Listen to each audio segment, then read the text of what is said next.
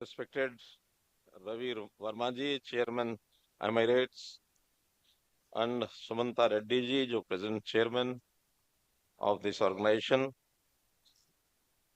esteemed dignitaries of the sitting in the hall, industry leaders and real estate professionals, ladies and gentlemen. First of all, as you know that today is 21st March, that is World Realtors Day. I congratulate you to celebrate this opportunity. मित्रों, जब मुझे इस कार्यक्रम का निमंत्रण दिया गया था तो एट दैट टाइम मुझे ऐसा लगा कि शायद रियल एस्टेट डेवलपर्स का कोई कार्यक्रम है, लेकिन बाद में स्पष्ट हुआ कि नहीं, दिस नवी नार्विगेट 25 ये रियल्टर्स का यानी डे है, लेकिन रियल एस्टेट डेवलपर्स का नहीं है। तो realtors and developers, these are two different things. तो आप सब एक पर्टिकुलर एक काम के लिए एक सहयोगी की भूमिका, you assist the industry, you promote the industry, इस नाते से आपकी भूमिका की मैं सराहना करता हूं। आज बहुत प्रसन्नता हो रही है कि एक ऐसा उद्योग, जिस उद्योग की बहुत बड़ी एक भूमिका है, हमको मालूम है कि अपना देश बाय 2047 हम इसको एक विशेष रूप में देखना चाहते हैं। डेवलप्ड कंट्रीज की श्रेणी में विकसित भारत को हम लाना चाहते हैं, ऐसा प्रधानमंत्री जी की अपील है।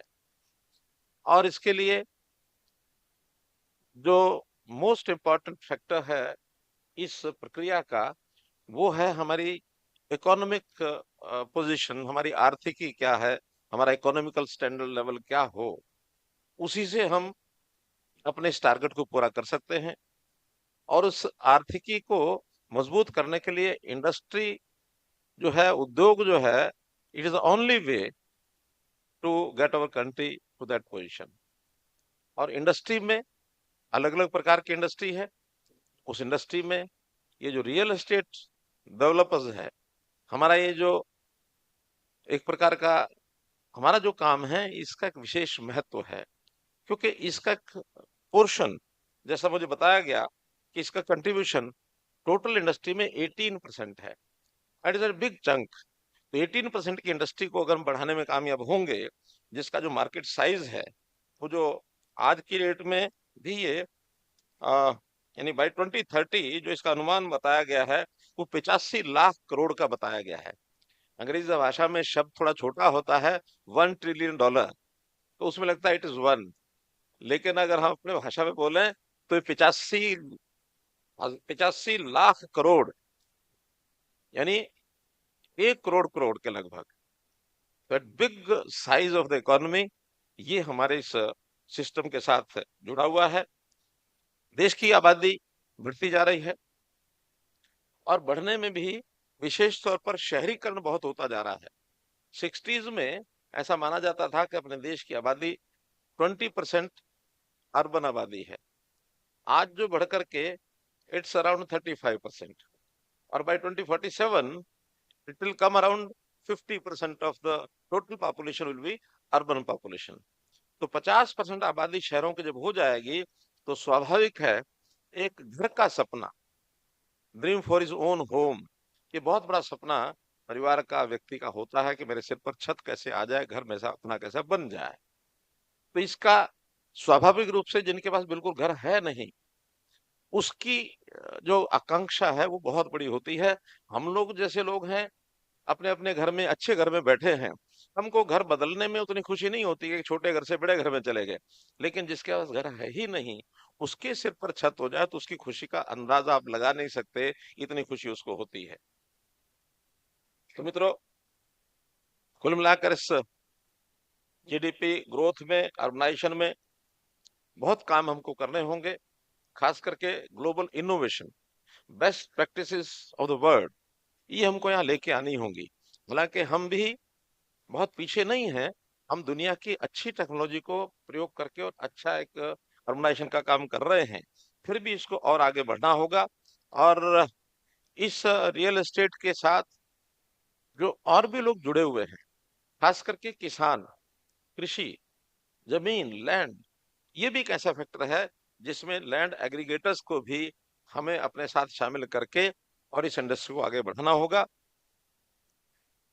इंफ्रास्ट्रक्चर, एलाइड इंडस्ट्रीज, जिसमें लाखों लोगों को रोजगार मिलता है, वो इसका एक एडिशनल बेनिफिट है कि हमारे इस काम में रोजगार को एक बहुत बड़ा काम मिलेगा। तो इस प्रकार से जो महत्वपूर्ण विषय है वो हमारे सामने है कि हम सिटीज को इस अर्बन ग्रोथ में सिटीज को अच्छा कैसा बना सकें। सरकार भी समय समय पर नए प्रोजेक्ट्स लेकर के आती है। उस प्रोजेक्ट्स में खास करके जैसे पिछले दिनों में स्मार्ट सिटी मिशन ये हमने बनाया। तो स्मार्ट सिटी मिशन का अर्थ ये नहीं था कि हर एक सिटी को हम स्मार्ट सिटी की उस इन टोटलिटी में सब काम सरकार कर पाएगी। वो एक रेप्लिकेट करने के लिए कुछ मॉडल, कुछ जिसको कहना चाहिए डिजिटल एक सर्विसेज, ये हम शहरों में कैसे दे सकते हैं, इसका एक 100 शहरों के अंदर एक प्रयोग किया गया। अच्छे प्रयोग हुए। 7,500 नए प्रोजेक्ट्स इन 100 सिटीज में जो मंजूर किए गए उनको पूरा करवाया जा रहा है। बहुत 95% पूरे हो गए, 5% इज लेफ्ट आउट। वो अगले 6 महीने में सारे पूरे हो जाएंगे। लेकिन स्मार्ट सिटी की कल्पना इसलिए थी कि हम उसके आधार पर अपने शहरों को बहुत एक अच्छा स्वरूप दे सकें। एक आवश्यकता अपने यहाँ की है कि बहुत सिटीज ऐसी हैं एज ओल्ड एज 100 ईयर्स, यानी 200 ईयर्स भी पुराने शहर बीच बीच में बनते रहते हैं, बीच बीच में नए आते रहते हैं, लेकिन लोकेलिटी अनप्लैन्ड लोकेलिटी है, वहां भी उनका रहना जो है बहुत कोई अच्छा संतोषजनक नहीं कहा जा सकता। तो ऐसी रीडेवलपमेंट ऑफ दो सिटीज, ये अपने आप में काम है। ऐसे ही बहुत से बाहर से जो लोग आते हैं शहरों के अंदर अपने रोजगार के लिए, वो कहीं ना कहीं इलीगल एनक्रोचमेंट करते हैं, झुग्गी झोपड़ी बना के बैठते हैं। एक तरफ तो हमारी हाई लेवल की इस प्रकार की बिल्डिंग्स, हाई राइज बिल्डिंग्स है, वहीं बीच में झुग्गी झोपड़ी भी है। तो उन लोगों को भी मकान भी हमको देना है, वहां की डेवलपमेंट भी करनी है। इन सिटू डेवलपमेंट ये भी उसका एक अपना प्रकार है, इस पर भी हमको काम करना है। इस पर भी सब मिलकर के सोचें। आम आदमी को मकान मिले, अफोर्डेबल हाउसिंग, ये भी एक उसमें एक विशेष प्रकार है। उसमें सरकार भी नई योजनाओं के साथ हमें सहायता करती है। जैसे प्रधानमंत्री आवास योजना, इसके अंदर 4 वर्टिकल लिए गए हैं। वो बहुत गरीबों के लिए भी हैं। जिनको अपना मकान नहीं चाहिए, वो रेंटल हाउसिंग स्कीम में भी मकान अपना ले सकते हैं। तो ऐसे रियल एस्टेट डेवलपर्स को भी कहा है कि वो अपनी प्लान में जमीन अपने पास अगर है तो एक रेंटल हाउसिंग स्कीम के अंतर्गत भी मकान बनाए, ताकि जो मकान अपना नहीं लेना चाहता, उसका स्टेबिलिटी उसकी नहीं है, एक जगह वो रहता नहीं है, आज काम यहाँ करता है, कल दूसरी जगह करता है, तो इस वर्टिकल का भी लाभ ये उनको हो सकता है। तो कुल मिलाकर इन सब विषयों में हम लोग आगे बढ़ रहे हैं। और इसके लिए गवर्नमेंट की पॉलिसीज, इनिशिएटिव्स, ये भी हम लगातार करते हैं, बढ़ाते हैं। उसमें आप जैसे लोगों का सुझाव मिलते हैं, सहयोग मिलता है, तो उसको और जरा धारदार उन पॉलिसीज को बनाया जा सकता है। मैं उदाहरण के लिए कह सकता हूँ, जितने रिफॉर्म्स हुए हैं उन रिफॉर्म्स में 2016 में RERA is such a noble reform, कि जिसके कारण से जो हमारे डेवलपर्स हैं और जो हाउस ओनर्स हैं, उनके बीच के जो विवाद हैं, झगड़े हैं, उनको खत्म करने के लिए एक बहुत इनोवेटिव एक एक्ट बन के आया है। मुझे वर्मा जी कह रहे थे कि उस समय इन्होंने भी उसमें बहुत सा सुझाव बहुत दिए, बहुत से रिफॉर्म करने में चीजें आगे लेकर के आए। तो आप जैसे लोग, चूंकि सीधा सीधा संबंध आपका डेवलपर्स के साथ भी है, सीधा सीधा आप होम बायर्स के साथ, यूजर के साथ, एंड यूजर्स के साथ भी अपना संबंध रखते हैं, तो आपके सुझाव ज्यादा कारगर हो सकते हैं। ये एक रिफॉर्म जो किया गया है, ये बहुत ही अच्छा रिफॉर्म किया गया है। इसी प्रकार शहरों के अंदर उनकी लिवेबिलिटी अच्छी हो, पानी की व्यवस्था अच्छी हो, सीवरेज सिस्टम ठीक हो, जो हमारा स्वच्छता का अभियान स्वच्छ भारत मिशन के माध्यम से हम करते हैं, उसमें सॉलिड वेस्ट मैनेजमेंट के प्रोग्राम, तो अर्बन नाम की जो ये अमृत नाम की जो स्कीम, ये भी 2 बार हमने चलाई है, अमृत 1, अमृत 2, ताकि इसमें से जो सिटीजन है उसकी लिवेबिलिटी ये अच्छी बने। तो इस प्रकार की पॉलिसी भी हमने चलाई है। ऐसे ही फाइनेंशियल रिफॉर्म्स, इन्वेस्टमेंट रिफॉर्म्स, जैसा 100% एफडीआई, इसकी जो परमिशन है, ये अपना में फाइनेंसिंग के लिए एक बहुत बड़ा मजबूत टूल है, जिसमें से इस प्रकार की इंडस्ट्री के अंदर इन्वेस्टमेंट की कमी ना आए। तो ये भी सरकार ने अब किया है, इसका भी लाभ हमको मिलेगा।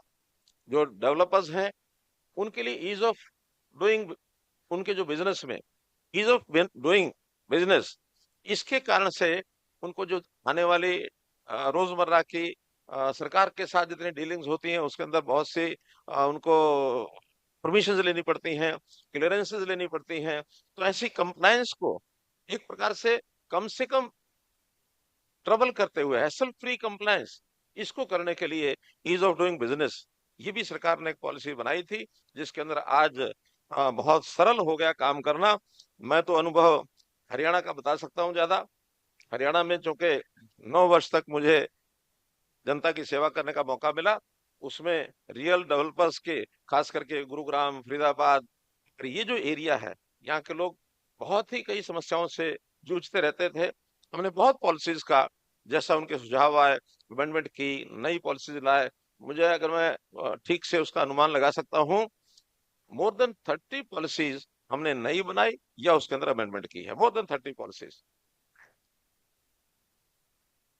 आप लोग क्योंकि गुरुग्राम में भी काम करने वाले बहुत लोग यहाँ बैठे हैं, आपको ध्यान में होगा, जैसे उदाहरण के लिए हमारे पास कुछ डेवलपर्स आए कि स्टील+4, इसकी बहुत बड़ी आवश्यकता है। कोई गवर्नमेंट इसमें हाथ डालने के लिए तैयार नहीं था। हमने स्टील+4 का एकदम प्रावधान उनका किया, और जो भी उसके लिए एफआर चाहिए, एफआर का प्रावधान किया, ताकि आदमी को सस्ता मकान मिल सके, और डेवलपर्स, जो मध्यम श्रेणी के डेवलपर्स हैं, उनको भी काम का उसमें लाभ हो सके। तो इस पॉलिसी से बहुत ज्यादा लोगों को इसका लाभ हुआ है। ऐसी हमने पॉलिसी बनाई है। ग्लोबल बेस्ट प्रैक्टिसेस, जैसा मैंने पहले कहा, हम अपने यहाँ तो अच्छी चीज करते ही हैं, फिर भी दुनिया में बहुत से ऐसे देश हैं जिन्होंने नई नई चीज में किसी किसी आयाम के अंदर अच्छा काम किया है। जैसे मान लो, अगर मैं कहूँ, तो जो सस्टेनेबल डेवलपमेंट मॉडल है, सिंगापुर और जर्मनी, इसके अंदर एक लीड नाम से और वेल नाम से जो सर्टिफिकेशन का एक एक सिस्टम बनाया गया है, हमको उसको अपनाना चाहिए, उसका अध्ययन करना चाहिए। क्योंकि सर्टिफिकेशन होने के बाद एक विश्वसनीयता बढ़ती है, सामने वाले यूजर को पता लगता है कि हाँ, ये सर्टिफिकेट के बाद मैं निश्चिंत हूँ कि ये जो बना हुआ मकान है मेरा, इसकी जो टेक्नोलॉजी है ये अच्छी है, और ये एक सस्टेनेबल जो एक मॉडल है, इस मॉडल को मुझे अपनाना है, तो वो सर्टिफिकेट देख करके अपना काम चला सकता है। इसी प्रकार अफोर्डेबल हाउसिंग की जो इनोवेशन है, बहुत इनोवेशंस हुए हैं यूरोप में और यूएसए में। तो ऐसे जो फाइनेंसिंग के खास करके ये मॉडल हैं, इसको भी अपनाना चाहिए। और पीपीपी मॉडल, ये भी एक बड़ा प्रयोग उन्होंने वहां किया है, ताकि न केवल सरकार के ऊपर चीजें निर्भर करें, बल्कि प्राइवेट पार्टिसिपेशन ये भी अगर लोगों की होती है, फाइनेंसिंग में भी उपयोग होता है, और उसकी स्पीड भी बनती है। तो इस मॉडल को भी हमको अपनाना है। Technology driven real estate management, यानी इस रियल एस्टेट मैनेजमेंट का अर्थ यह है कि टोटल मिलाकर के कई बार तो इन्वेंट्री नहीं पता लगती कि आज किस शहर में कितनी इन्वेंट्री है, कितने लोगों की जरूरत है, कितने हमारे डेवलपर ने अपने एस्टेट को बना के रखा हुआ है, और मैनेज करके उनकी जो हैंड होल्डिंग है, उस हैंड होल्डिंग के सिस्टम भी ऐसा यूएई में और यूएसए में एआई के माध्यम से एक ब्लॉकचेन और जो आईओटी या आईओटी का जो कुशल प्रयोग किया है, जो टेक्नोलॉजी का प्रयोग किया है, इसका भी हमको उपयोग अपने करना चाहिए।